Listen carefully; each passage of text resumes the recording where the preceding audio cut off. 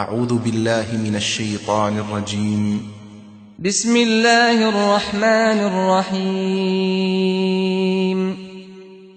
الحمد لله الذي أنزل على عبده الكتاب ولم يجعل له عوجا قيما لينذر بأسا شديدا من لدنه ويبشر المؤمنين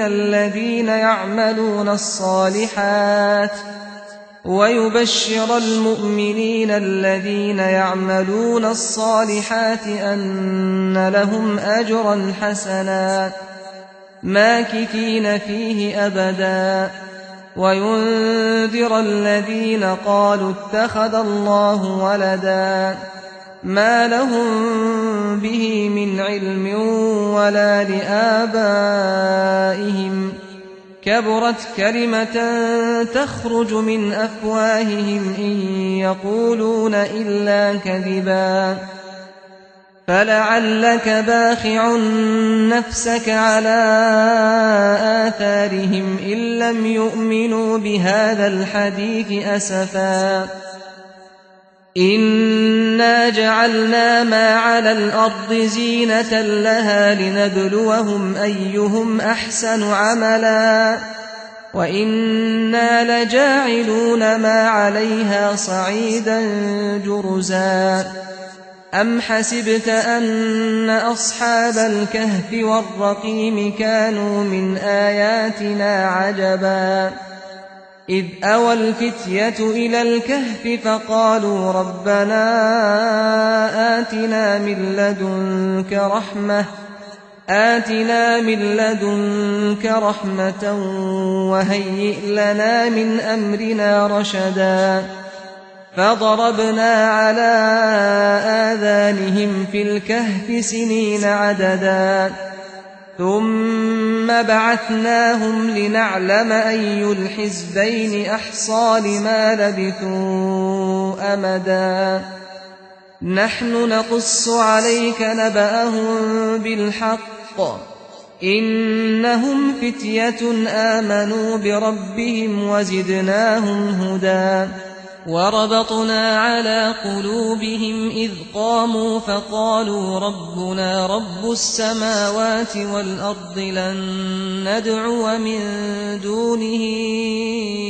إلها لقد قلنا إذا شططا هؤلاء قومنا اتخذوا من دونه آلهة لولا يأتون عليهم بسلطان بين فمن أظلم ممن افترى على الله كذبا وإذ اعتزلتموهم وما يعبدون إلا الله فأووا إلى الكهف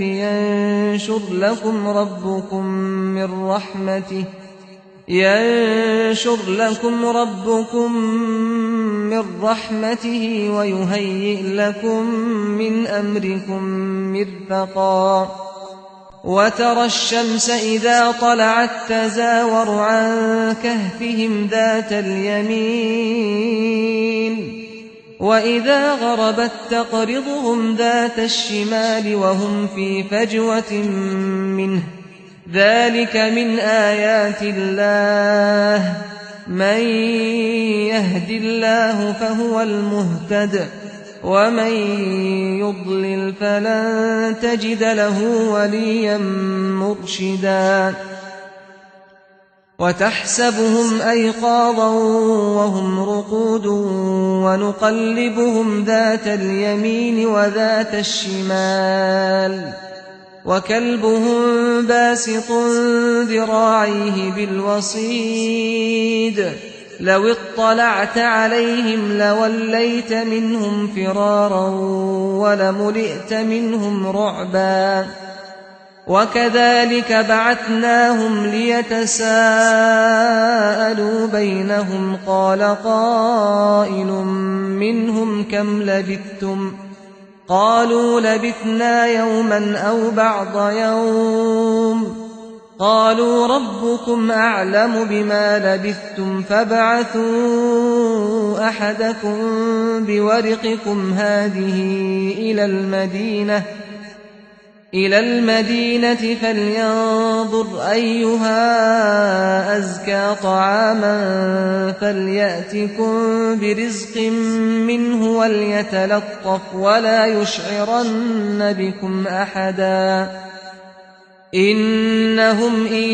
يظهروا عليكم يرجموكم أو يعيدوكم في ملتهم ولن تفلحوا إذا أبدا وكذلك أعثرنا عليهم ليعلموا أن وعد الله حق وأن الساعة لا ريب فيها إذ يتنازعون بينهم أمرهم فقالوا ابنوا عليهم بنيانا ربهم أعلم بهم قال الذين غلبوا على أمرهم لنتخذن عليهم مسجدا سيقولون ثلاثة رابعهم كلبهم ويقولون خمسة سادسهم كلبهم رجما بالغيب ويقولون سبعة وثامنهم كلبهم قل ربي أعلم بعدتهم ما يعلمهم إلا قليل فلا تمار فيهم إلا مراء ظاهرا ولا تستفت فيهم منهم أحدا ولا تقولن لشيء إني فاعل ذلك غدا إلا أن يشاء الله واذكر ربك إذا نسيت وقل عسى أن يهديني ربي لأقرب من هذا رشدا ولبثوا في كهفهم 300 سنين وازدادوا 9 قل الله أعلم بما لبثوا له غيب السماوات والأرض أبصر به وأسمع ما لهم من دونه من ولي ولا يشرك في حكمه أحدا واتل ما أوحي إليك من كتاب ربك لا مبدل لكلماته ولن تجد من دونه ملتحدا واصبر نفسك مع الذين يدعون ربهم بالغداة والعشي يريدون وجهه ولا تعد عيناك عنهم تريد زينة الحياة الدنيا ولا تطع من أغفلنا قلبه عن ذكرنا واتبع هواه وكان أمره فرطا وقل الحق من ربكم فمن شاء فليؤمن ومن شاء فليكفر إنا أعتدنا للظالمين نارا أحاط بهم سرادقها وإن يستغيثوا يغاثوا بماء كالمهل يشوي الوجوه بئس الشراب وساءت مرتفقا إن الذين آمنوا وعملوا الصالحات إنا لا نضيع أجر من أحسن عملا أولئك لهم جنات عدن تجري من تحتهم الأنهار يحلون فيها من أساور من ذهب ويلبسون ثيابا خضرا من سندس واستبرق متكئين فيها على الأرائك نعم الثواب وحسنت مرتفقا واضرب لهم مثل الرجلين جعلنا لأحدهما جنتين من أعناب وحففناهما بنخل وجعلنا بينهما زرعا كلتا الجنتين آتت أكلها ولم تظلم منه شيئا وفجرنا خلالهما نهرا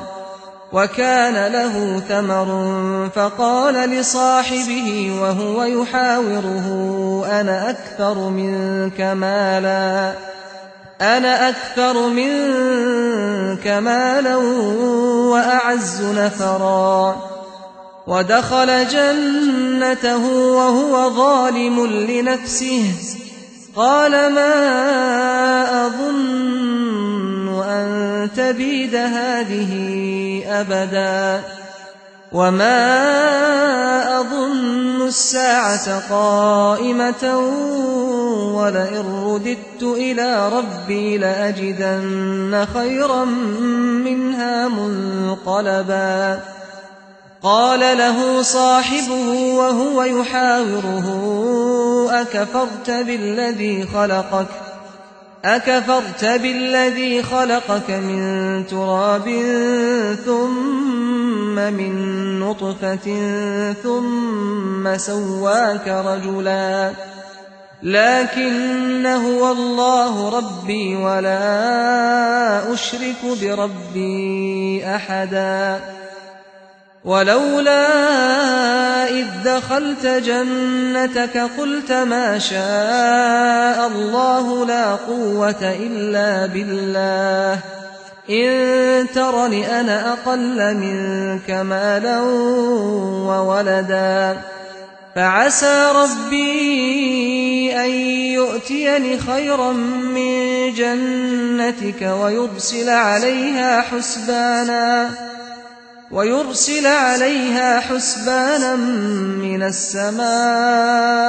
فتصبح صعيدا زلقا أو يصبح ماؤها غورا فلن تستطيع له طلبا وأحيط بثمره فأصبح يقلب كفيه على ما أنفق فيها وهي خاوية على عروشها ويقول يا ليتني لم أشرك بربي أحدا ولم تكن له فئة ينصرونه من دون الله وما كان منتصرا هنالك الولاية لله الحق هو خير ثوابا وخير عقبا واضرب لهم مثل الحياة الدنيا كماء أنزلناه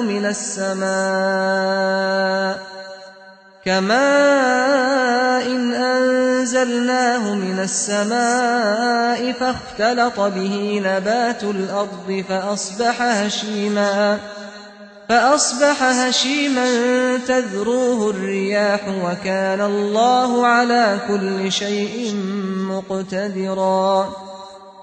المال والبنون زينة الحياة الدنيا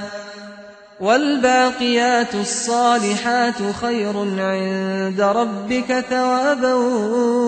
وخير أملا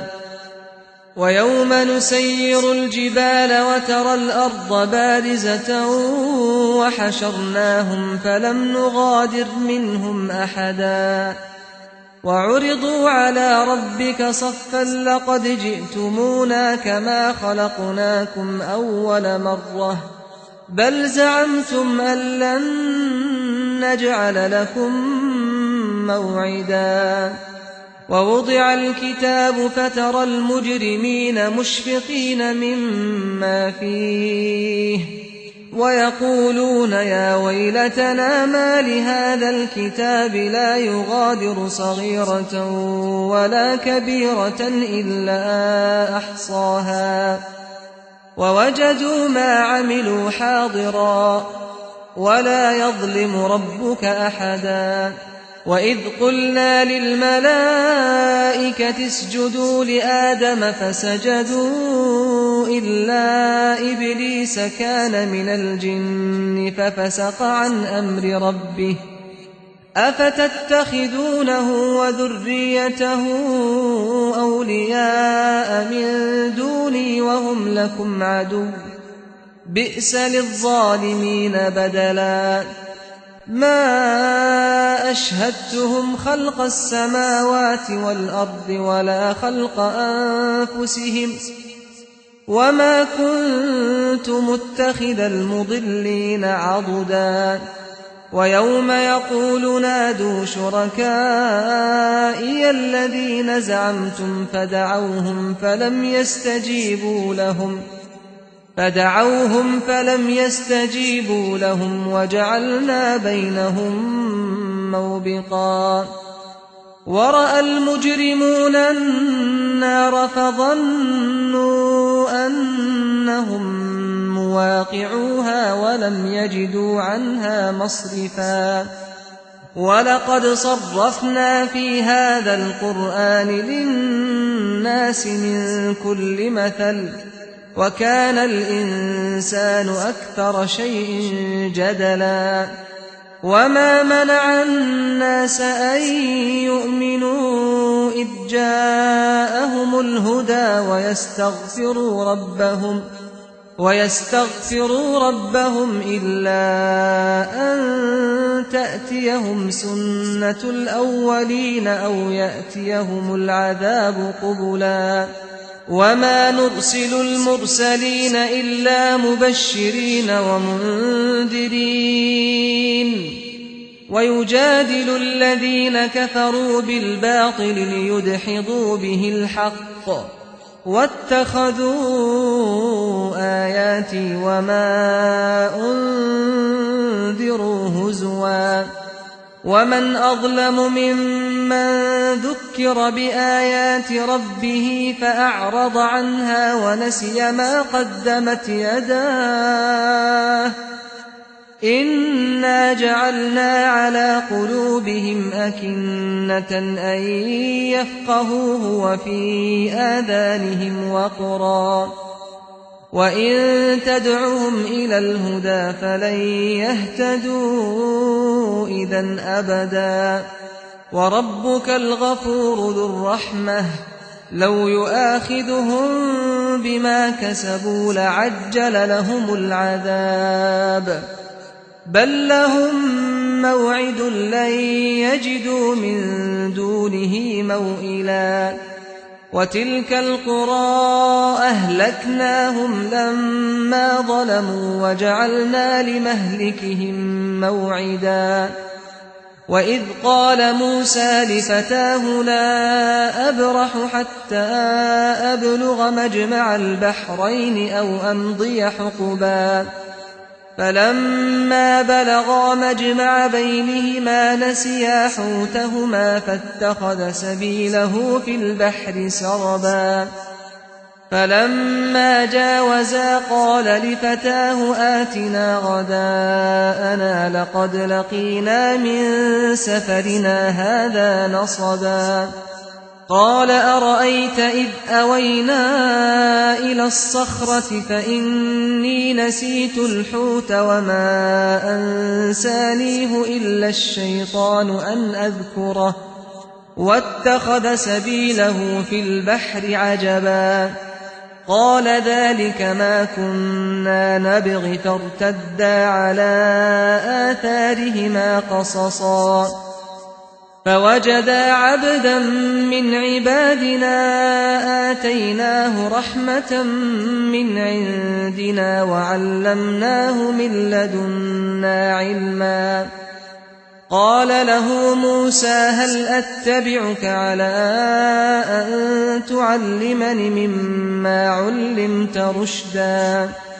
قال إنك لن تستطيع معي صبرا وكيف تصبر على ما لم تحط به خبرا قال ستجدني إن شاء الله صابرا ولا أعصي لك أمرا. قال فإن اتبعتني فلا تسألني عن شيء حتى أحدث لك منه ذكرا. فانطلقا حتى إذا ركبا في السفينة خرقها. قال أخرقتها لتغرق أهلها لقد جئت شيئا إمرا. قال ألم أقل إنك لن تستطيع معي صبرا. قال لا تؤاخذني بما نسيت ولا ترهقني من أمري عسرا. فانطلقا حتى إذا لقيا غلاما فقتله. قال أقتلت نفسا زكية بغير نفس لقد جئت شيئا نكرا. قال ألم أقل لك إنك لن تستطيع معي صبرا. قال إن سألتك عن شيء بعدها فلا تصاحبني قد بلغت من لدني عذرا. فانطلقا حتى إذا أتيا أهل قرية استطعما أهلها فأبوا أن يضيفوهما فوجدا فيها جدارا يريد أن ينقض فأقامه. قال لو شئت لاتخذت عليه أجرا. قال هذا فراق بيني وبينك سأنبئك بتأويل ما لم تستطع عليه صبرا. أما السفينة فكانت لمساكين يعملون في البحر فأردت أن أعيبها وكان وراءهم ملك يأخذ كل سفينة غصبا. وأما الغلام فكان أبواه مؤمنين فخشينا أن يرهقهما طغيانا وكفرا. فأردنا أن يبدلهما ربهما خيرا منه زكاة وأقرب رحما. وأما الجدار فكان لغلامين يتيمين في المدينة وكان تحته كنز لهما وكان أبوهما صالحا فأراد ربك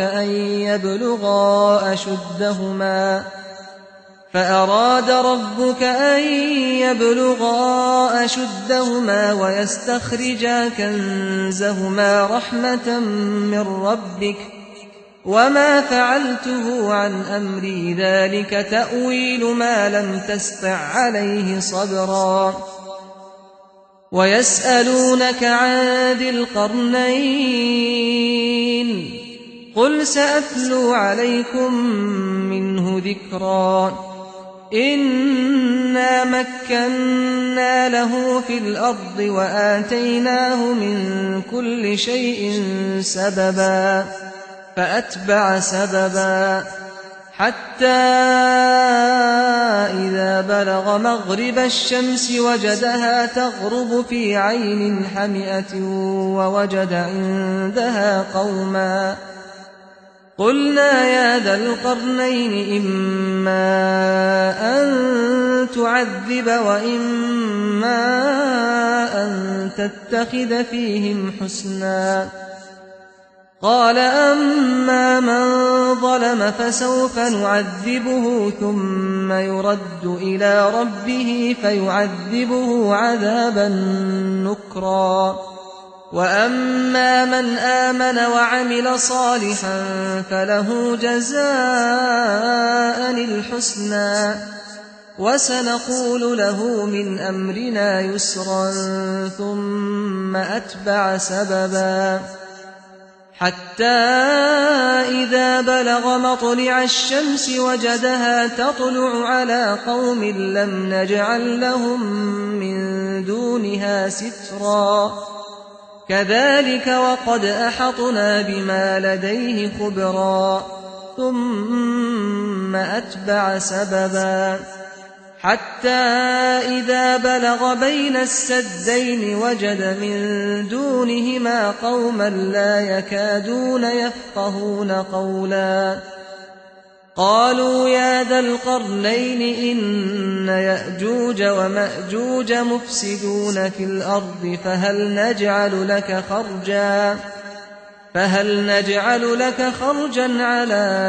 أن تجعل بيننا وبينهم سدا قال ما مكني فيه ربي خير فأعينوني بقوة أجعل بينكم وبينهم ردما آتوني زبر الحديد حتى إذا ساوى بين الصدفين قال انفخوا حتى إذا جعله نارا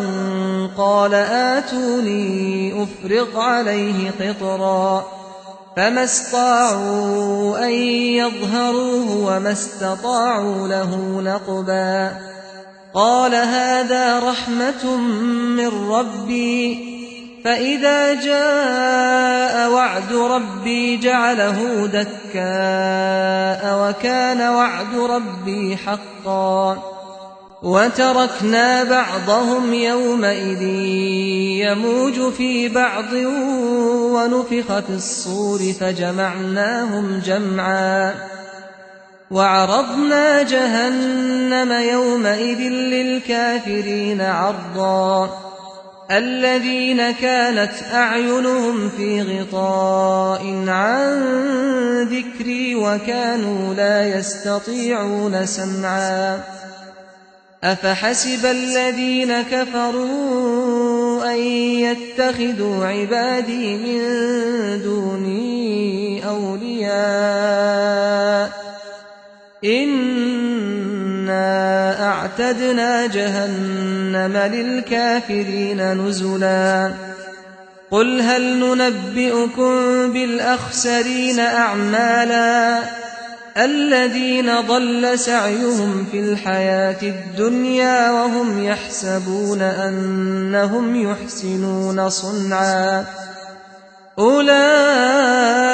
الذين كفروا بآيات ربهم ولقائه فحبطت أعمالهم فلا نقيم لهم يوم القيامة وزنا ذلك جزاؤهم جهنم بما كفروا واتخذوا آياتي ورسلي هزوا إن الذين آمنوا وعملوا الصالحات كانت لهم جنات الفردوس نزلا خالدين فيها لا يبغون عنها حولا قل لو كان البحر مدادا لكلمات ربي لنفد البحر قبل أن تنفد كلمات ربي ولو جئنا بمثله مددا قل إنما أنا بشر مثلكم يوحى إلي أنما إلهكم إله واحد فمن كان يرجو لقاء ربه فليعمل عملا صالحا ولا يشرك بعبادة ربه أحدا